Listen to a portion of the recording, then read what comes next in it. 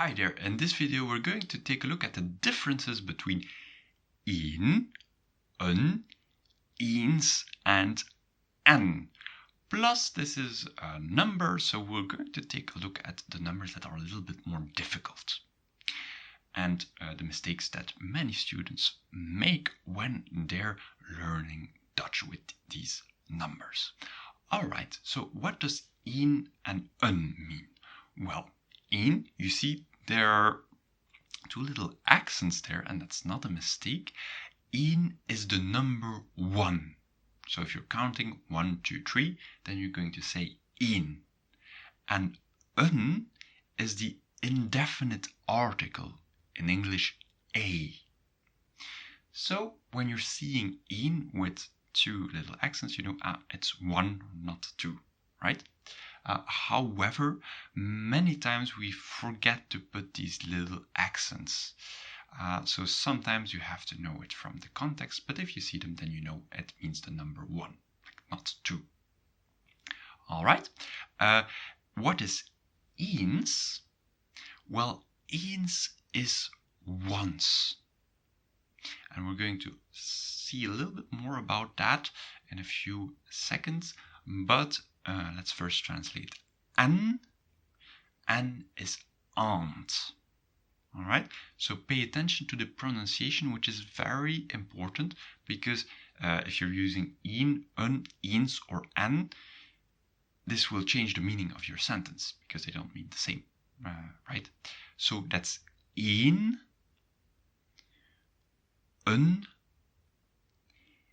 eens, and en. Let's see a few examples, like sentences with the examples.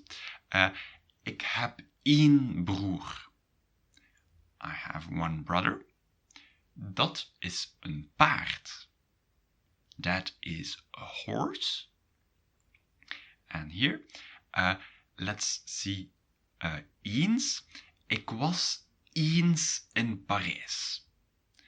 But as you can see there are some alternatives you can use. And that is een keer or één keer. And literally keer means time. But not time as in minutes or this time of the year.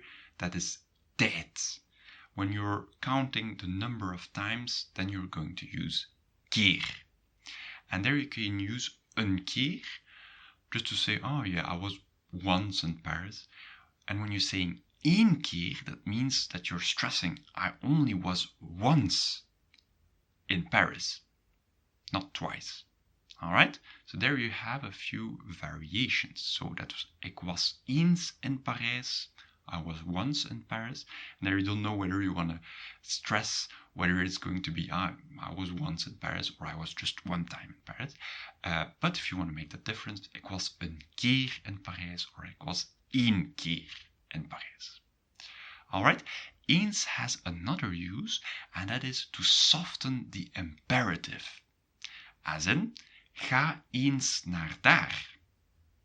If you would say ga naar daar, go there, go to there, literally, then it sounds a little bit hard. It's like, hey, like in the military, go there, and no questions asked, go there. So to soften it, we can use ga eens naar daar. And you can also use ga een keer naar daar. And that's more or less the same as to soften. If you want to say just go once there, don't go twice, you can again use ga één keer naar daar.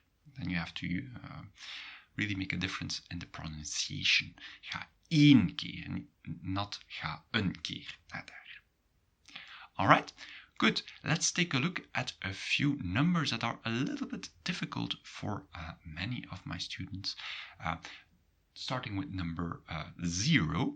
0 is not 0, it's nul. Nul.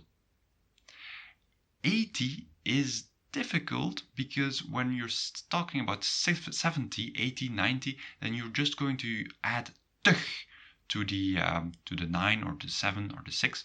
But for 80, you're going to add a T just in front of the 8. So that's 80 with a T, exception. And 1.5, we can also say 1.5. So 1.5, that's 1.5. But we're going to use an alternative here, which is 1,5. So that's 1.5. And you see, well, it's not 1.5, but 1.5. All right, and one last thing about numbers when you're using dates, it's better to use the normal number.